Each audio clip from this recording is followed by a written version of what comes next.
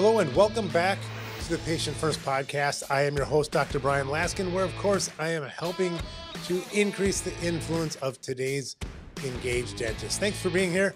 Today's going to be a little different. I'm going to get a little personal, tell a little bit more about my journey as a dentist, particularly as a dentist owner over the last decade. And it comes as a sequel, if you will, to a previous podcast where I received a few questions. So we are going to do another in our ongoing series, Ask Me Anything. So really what happened was I was talking about dentistry in general and how I'd practiced for about 20 years. And over the course of 10 years, I purchased 6 different practices. So as I'll talk about them in a little bit, and I did talk about this on a previous podcast that I did acquire 6 practices over the course of a decade. And there were a couple questions that came up. In particular, what were they? What were the practices that I bought? Why did I buy them? Why do I keep buying dental practices? And what it has meant to me over time, particularly with the ROI and buying another practice was. And I'm going to go through the 6 practices that I have purchased kind of one by one, but mainly because what I really want to highlight is the fact that typically speaking, to grow your practice, there's several ways to do that. The traditional way that people think of is marketing, spending money on external ads to bring patients to your practice. Well, frankly, that tends to be a very poor way to do it in my experience.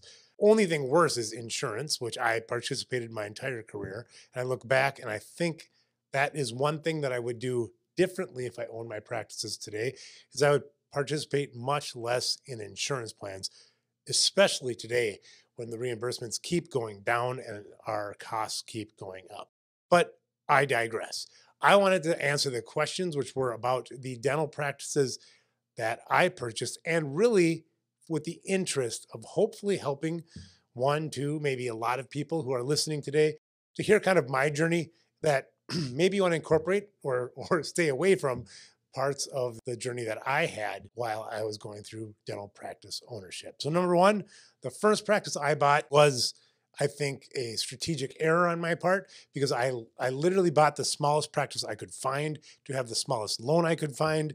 So I bought a tiny practice that I worked in for 6 months before, and I bought it for about 60% of the collections. Now, that was a very profitable practice, but it was an 800 square feet. So it was a tiny office, didn't have a personal office of my own. There was no break room. There was one tiny room that was literally as small as the table that hosts my podcasting gear today. The table that I have right now that has my podcasting gear is as big as the room in my first practice that was my office, held all the records, and was our team break room. And there's only 2 team members in addition to me. So that was my first practice. It was, again, just tried to buy the smallest thing I could find to make sure that because I thought I was going to screw it up. So that was office number 1.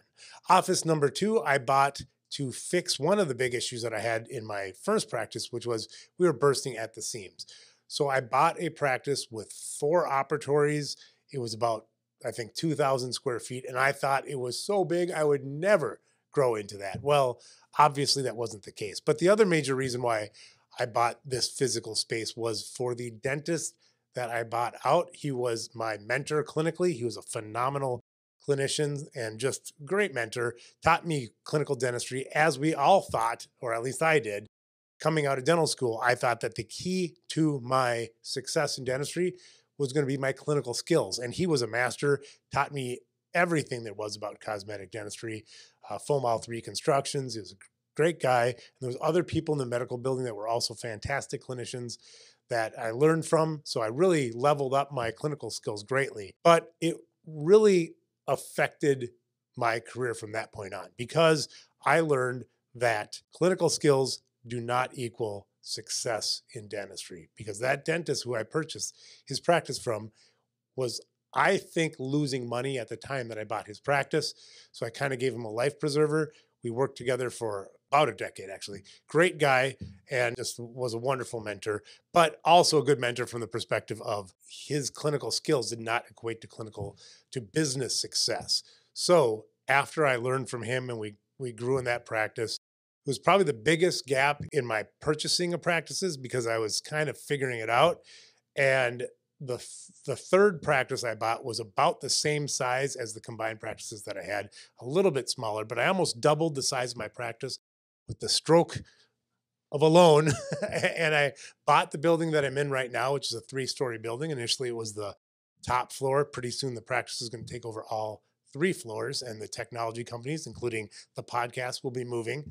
But I bought that basically for the patient base to double the size of my practice because I knew buying a practice for about 65% of collection was a great investment. So I did it as big as I could, went as big as I could, and kept everything in one location. And then that worked so well, I did it twice more. I bought 2 smaller practices.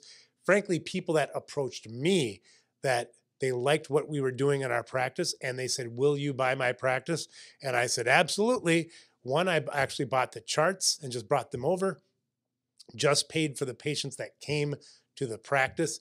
And then the other, the dentist did join our practice for a few years. Frankly, her skills dropped with her age, so we had to part ways, but she was a great clinician also. And we brought those patient bases into our existing location. And as we grew, we added an orthodontist and an oral surgeon, and it was fantastic. So that was kind of the practices that we put together in my existing location. Then I was ready to move on because the success of the technology companies, particularly Opera DDS, meant that my time was being taken elsewhere. So when I looked at selling my practice, which was now the combination of 5 practices, oral surgery and orthodontics, I realized that the multiple, as I've described in other podcasts, would go up if I bought more practices. And we grew the EBITDA and the practice locations to increase the multiplier. So with the pure intent of maximizing the valuation of my current practice, we bought a satellite location not far away. And at that point in time, we were looking to acquire 5 to 10 practices over the course of about 5 years to grow to be a small DSO as an exit strategy for me. That was my exit strategy. But I found the right team at Dental Care Alliance that gave me the right valuation literally months after buying the second location. And so that is when I had my exit from practice ownership, although I am a minority owner in the practices still. So that's my journey. I hope it helps. But if you do the math on the ROI, if you take the money that I spent, the valuation that I paid for these practices, now I'm not talking about the interest on the loan. Frankly, don't want to do the math. But if you take just the money that I took loans out on the practices, and keep in mind, I never put money down. I never put a dime down on any of these practices. They were all 100% financed by the bank, including this building and the build outs. All the equipment I've ever done just was added to the loan. Now, I did pay for, because we were very profitable. So I paid for like the Cerac systems and CAD CAM and those things. I did just pay for the equipment, but a lot of the chairs and just with build out, I did finance. But if you add up all the costs, I got a 6 times ROI on my investment, and that doesn't even include all the profitability along the way. So I'm an open book. You may ask questions, like, subscribe, let me know your thoughts. But I don't think it makes sense to go through the actual dollars because it's not really, doesn't matter if you buy $1 million practice for 600,000 or if you buy, a $2 million practice for 1.2 million. It might at the multiple at the end, but my math was, if you look at those 6 practices that I bought over the course of 10 years and then sold them a few years after that, I got a 6 times ROI on my investment. That, I think, is not a bad way to go. The average price that I paid for each practice was around 65% of the collections of the last 3 years. And as you've seen on prior podcasts, I do the math on when you bundle EBITDA together and then sell to a larger group and how great that is. For me, it was a 6x ROI. It was very profitable through all the years. In fact, the practices did grow. I might be including some of the smaller practices in there, but year over year growth, we never had less than 25% growth.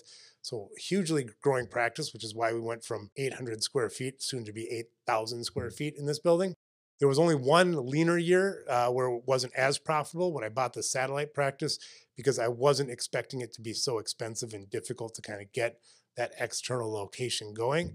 But it's still not a bad return on something that was profitable every year that I owned it. And in fact, profitability grew over time. I also want to note that the thing I'm most proud of is the clinical care that we deliver in the practice, even to this day. I do feel like we deliver the best quality of care I've ever seen in a dental practice in this location. And that is what I am most proud of. It is not the ROI. It's not the valuation. That to me is a huge bonus, but it is the clinical quality that we deliver here, I think it's world class. And that is what I'm most proud of. My point to all of you is that you can have both. You can have phenomenal clinical quality, and you can have a phenomenal business where you get a 6x ROI in about 10 years. But those are two separate issues. You need to focus on both if you want to be successful and provide the best care available. You need to do both. Maybe not you personally, but somebody in your practice, somebody has to be steering the ship. You, as I discussed, that second practice I bought, phenomenal clinician, horrible business. I helped turn it around because I was focused on both simultaneously. So why did I want to answer all these questions on the podcast, this personal questions? Well, I think it is because of that, because I think dentists understand the value of clinical excellence. Now, I do believe that there's certainly the quality of care in dentistry could be leveled up. And I think it is, particularly with the younger generation today. Awesome. And it's admirable. And I think it's a huge focus that every clinician needs to have, that pursuit of perfection, knowing that you can't hit it, but pursuing at least excellence. But if you are a practice owner, if you have invested into a dental practice, I think it's our fiduciary responsibility to keep an eye on the business as well.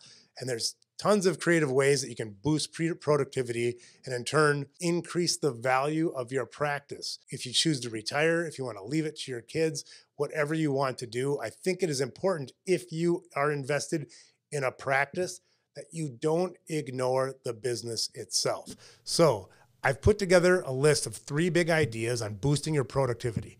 So if you want to join me for an absolutely free webinar that I'm doing as a service to the profession, I really want to help people achieve their dreams. Of course, my goal here is to increase the influence of today's engaged dentists. And I think that a big part of that today, as I've talked about before, is increasing your profitability. So to learn more, to register for this limited seat, limited time event, go to upgradedental.com/webinar. Thank you very much. I look forward to seeing you at the webinar and, of course, next week here at the Patient First Podcast.